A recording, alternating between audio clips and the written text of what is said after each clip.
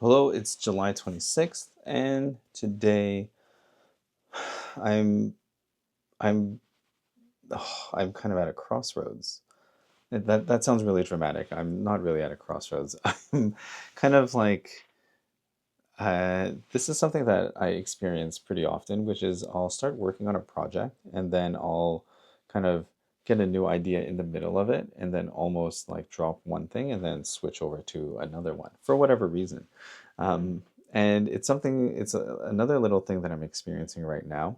And I'm not sure what I'm going to be doing. Like, do I continue to stay the course, which is like one thing, one possibility that I could do, or do I kind of pause and shift directions, or what? I think what I'm experiencing now is I'm realizing that the work that I'm doing, that I'm putting together here for the Haizhen transformation, is something that I'm very passionate about. And I believe that, like, I guess low key, like this is the underlying principle that governs everything that I do. So any problem that I encounter, any um, problem that I encounter, any situation that I'm dealing with, anything in terms of like my personal life or personal transformation and growth, this is how I approach all of that. And at the same time, connecting all the dots to lead down to that like that conclusion is like kind of a difficult sell, right? Because like I don't know, like how many of you out there are sitting at home thinking like I want to like change my whole life completely and connect spiritually and live a fully spiritual and metaphysical existence that's also rooted in our physical existence. It's such a like it's such a heady thing to kind of go through. I guess I see it in my social media. So then this kind of makes me think of like how our perception is reality because I see it all over in my social media because those are the things that I'm interested in. What then becomes interesting is like what other people see because I understand that other people have different perspectives. They see different things and it's not my perspective. Um, that's kind of I recently started recording like short videos for the YouTube channel, and I've made the choice. I've chosen. It's funny. I've chosen the title Half Truths because I understand that my truth and my perspective is simply my perspective. There's another half of it out there. Half, not to say that it's a dichotomy or like a binary choice, but anyways, that's a whole separate thing. Um, I pause at decision and choice because the video that I just made was on decisions versus choices and why making decisions are not like the best idea, right? Or it's not that they're not the best idea, but sometimes it leaves us in a space um, not willing or not ready to make a choice.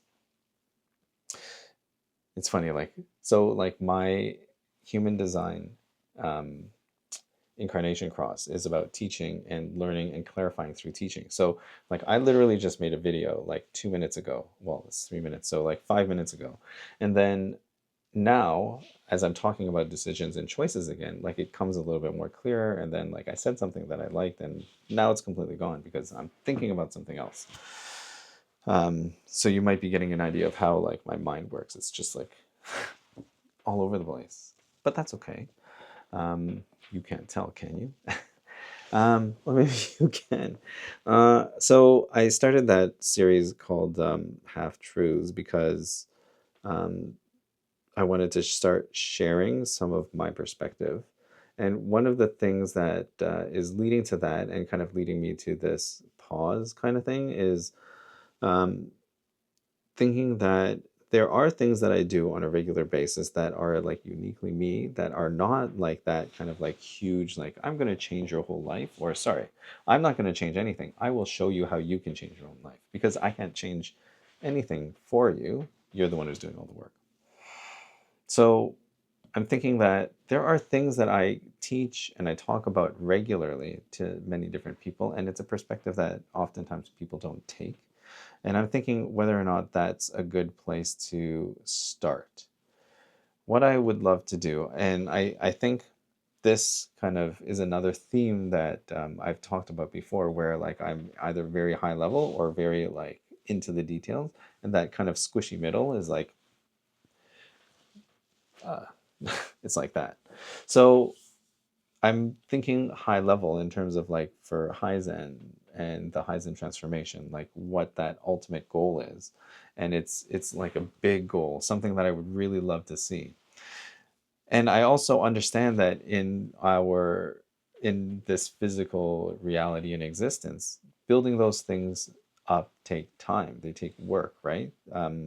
Even putting a fulsome course together requires planning, writing, um, recording, editing, all of that, and that's not even getting to the marketing piece, right? Um, Even before all of that, just understanding if there is a need out there for all of these things. Maybe that's somewhere that I could leverage, like who's interested in what. So far, my kind of social media and marketing strategy has been to talk about the things that kind of are top of mind. I've kind of went with the flow and um, followed the things that I find interesting, and that has gotten some response. Now, what I need to kind of do more of is understand what others need. I find one of the challenges of this format and social media and all of those is that it's not like a direct feedback kind of mechanism. So that one thing that I'm getting used to is like the disconnect between between me making this video and then posting the video, and then somebody watching the video, and then somebody reaching out and resonating and like figuring out like, oh, like this is something that I want to do. And like, yeah, sure, it's going to take time. Like, I think this is probably day 45 or so, 44 or 45. And um, like, what have I posted, right? Like, I think I'm even thinking of this. I'm around like day 26 today of the video. So I'm like 20, it's about 3 weeks of lag time or lead time on this. So then the things that you're seeing like now in my now that I'm recording this video has come out 3 weeks ago, and the thing that you're watching now will be 3 weeks old. And who knows where I'll be in another 3 weeks. It's actually interesting to kind of like see these stages and develop and all of this. And like one of the reflections is like start somewhere. Like I was talking a couple days ago about like wanting to start doing things, and that's kind of where I'm at.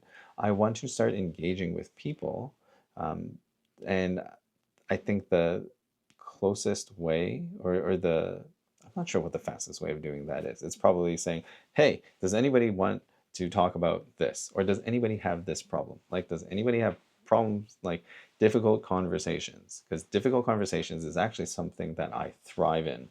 Um, through experience and through my perspective and through my understanding of how to navigate those difficult conversations, I think what I found useful is understanding that I can have many different approaches and it's not just one.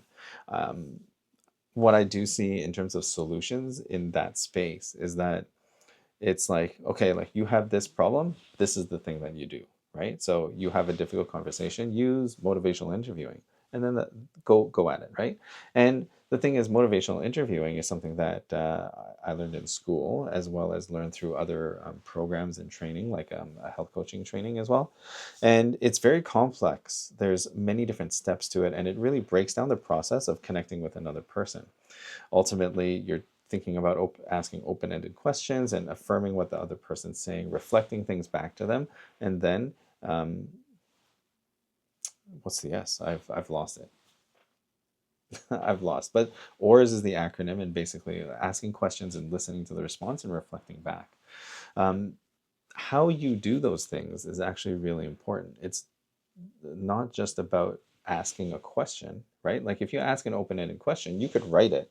You could write it down on paper, but how you ask it, like actually ask the question, will change how it lands. And to step back even from like the physical like sounds and body language and all of that, of how you're asking the question, it's the intention behind that that feeds into the way that you approach something, right? So in some ways, like even if I'm looking at what I'm doing here, it's like, what's the intention here? So first, the intention was to record something and keep track. and then kind of have my own fun. So that's why this is all a little bit relaxed. Like you'll notice that my setup has changed over time. It's still messy, right? Like there's stuff everywhere. And that's fine because I can't hold myself to a standard that I won't meet in the short term, because if I wait until the perfect time, then I'll be waiting forever. Like, I don't know, like this would probably take another 5 years before I get anything done. So what I'm thinking right now is that I would like to, uh, I don't think of it as a pivot per se, but what I would love to do is share some insights on difficult conversations. And it can be in the healthcare space or in a business negotiation space, or it can just be in a personal space. Because I've lived in all of those three scenarios, right? I've spent 10, 15 years in the healthcare space working directly with patients, but then also running a business for 6 of those years, and then finishing an MBA where there's negotiations, discussions, and like getting many different stakeholders on the same page. And then, of course, like I have a personal life as well, right? Like I have a wife and kids and family and friends, and there's always different communication. Like communication is the thread that ties all of that together. So sometimes we come across difficult conversations. If you don't have a lot of difficult conversations in your life, let me ask you a question. Is it because you're avoiding them? If you're avoiding difficult conversations, what you might have instead is just a difficult life. Because the conversations that seem difficult will pave the way to more clarity for you in the future. And when you have that clarity, then you can go back and just do something. I think the thing that makes conversations difficult is you. The thing that makes conversations difficult is you, and not specifically you as a person, but you how you're feeling about it. Uh, the feeling of difficulty comes from you. You and I could be in a difficult conversation. You feel like it's difficult, and we're having a conversation. I may be feeling just fine. I may be feeling comfortable, and maybe not fully comfortable, because like honestly you're never going to get rid of the feelings because you are a feeling machine. The feelings come in and you make stories of them. So that's why some people say the brain is a metaphorical machine. It makes stories, but the stories are all based on the things that you feel. So if you feel that it's difficult and you label it as difficult, then you will take actions that make it more difficult. So you might be nervous in the conversation, you might stammer, you might stutter, you might lose your train of thought and not know what to say. And when that happens, like maybe you've noticed, like I'll pause from time to time in these videos, and sometimes like I lose a train of thought, and like that used to happen before to me. And when I lose the train of thought, and I observe this in other people too, when somebody loses the train of thought, sometimes they panic, like, oh no, what did I say? I'm sorry, I forgot, you know? And the thing that helps the least is like feeling anxious about about forgetting what you had just said. So like putting attention onto something like that or putting pressure onto that will kind of move somebody into a place where they're more likely to continue forgetting. At the same time, if you just like ignore it and say, oh, don't worry, it'll come back when it does, what I've often found is that it does come back. It just comes back when you need it, you know? So the difficult part of the conversation is internal to you. You could point outside and say, "Oh, it's because it's this situation and it's this person that I don't like, or it's this person and they're going to ask for this thing and I don't want to talk about it." But realize that the commonality in all of those things is that it affects you in some way, right? Somebody might come to you and be yelling, right? Like I've had that experience before where um, I've had customers come in upset about one thing or another, and they're yelling.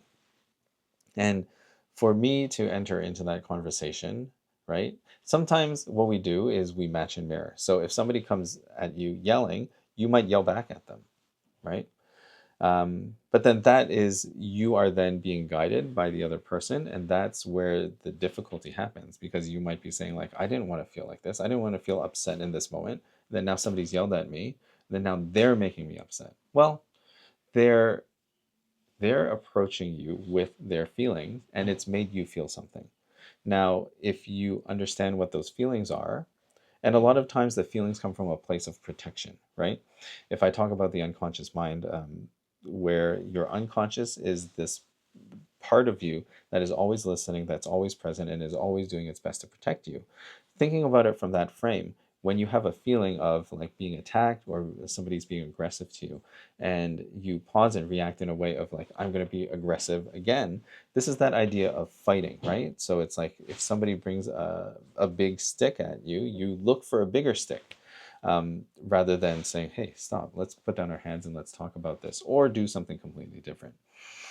So the idea there of um, not reacting is not so much not reacting, but consider what meaning you're assigning to the feelings that you're having. Now, what happens if I lay out this cascade of feeling, meaning, and action? The feelings that you feel are completely 100% valid. They're what you are experiencing. The meaning that you assign to things is created. It's an illusion. Um, it's an illusion that's real because it then manifests as action that then leads to more feelings, and like you can go and kind of argue about what's real and what's not real. But ultimately, if you're feeling something, then that those are the most real things. Then how you assign meaning to them is what um, changes your actions and your outcomes. So if somebody's coming to yell at you, rather than yelling back, you could stand there calmly or sit there calmly and just say, okay, no problem. Like, just be present, right? Um, so there's so many ways, different ways of like approaching these situations, but ultimately it comes down to understanding where you play a part in those conversations. So the question then is, how do you want to show up in those places, and how do you want to, what's your intention in those conversations? And I think that that is like such an interesting piece of the puzzle to look at, interesting piece of the interpersonal puzzle to look at, and it's one where you can get a lot of immediate feedback. My approach to that would really be to again look at yourself and understand um, where the difficulty is coming from. You know, if you are being made to choose against your natural inclinations and your natural like alignment, then of course it's going to be difficult because you're being asked to do something that's not you, it's not for you. That's where this whole human design comes from, where if you know and understand your design and you're resonating with it and you're walking in line with it, you can feel your signature theme as you're moving through your life and not noticing when you're out of in the not self theme, then that's a really good sign. So that's the first part. The next part then is to take the meanings that you're assigning and understanding that you are not doing these things necessarily on purpose. The meanings often are assigned unconsciously. They're assigned almost like the instant that you feel something, and that's the way that we work. We've that's the way that hypnosis works, right? The way that I explain hypnosis often is hypnosis is a natural state, it's a natural process that we all have innate to us. And the process of like using that process is like highlighting just the way that things actually work for you, which is to say, like you have a feeling, you assign a meaning. If you change the meaning that you assign to the feeling, whenever you have that feeling, then you'll have the new meaning and it leads to a new action, right? So just as a quick example, like smoking is a really great one. Like, why do people smoke? Well, you might think that it's addiction to nicotine and all of that. And there are physiological things. There are definitely things like physical dependence. But think about when most people start smoking. It's usually linked to like at school age, you're around with friends. You might have had like your first cigarette at a bonfire and you're smoking, and it's like, oh, this is terrible, but I'm having the time of my life. So then you have that anchor of smoking to um, this positive time in your life, and likely you continue to smoke with friends, you have good times, and you have all of these like great feelings associated with smoking. So then those things become linked, but then the link becomes forgotten. It's not a clear link for many people that the reason that I smoke is that I'm accessing all of those prior wonderful feelings.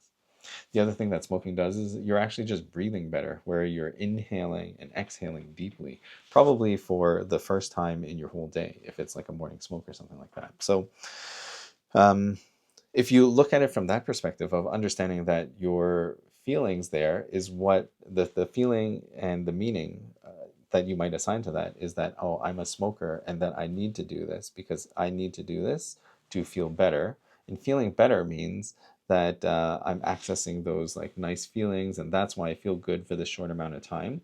It's happening unconsciously, and then you kind of go about your day, and then whatever else happens, and then you're like, my day is so terrible, I need another smoke. Let me get out of here, right? But if you were to pause in your place and think about all of the wonderful things that happen around those times, right? Like, what are those wonderful feelings, the memories that come up for you, and know that you can access that without the cigarette. And then understanding the importance of breath in your life, of like how breath is like the source of life, like literally. If you're not breathing, you're likely not very alive. So then, um, you're not very alive.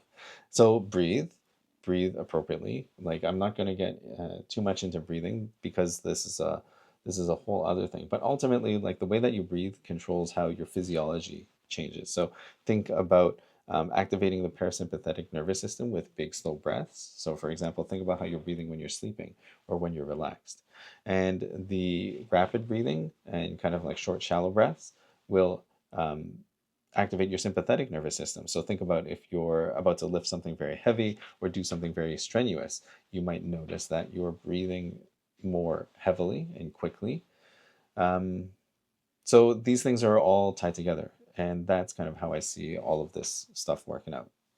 So from a marketing perspective, I guess it's like maybe this is the thing that I can present out to people.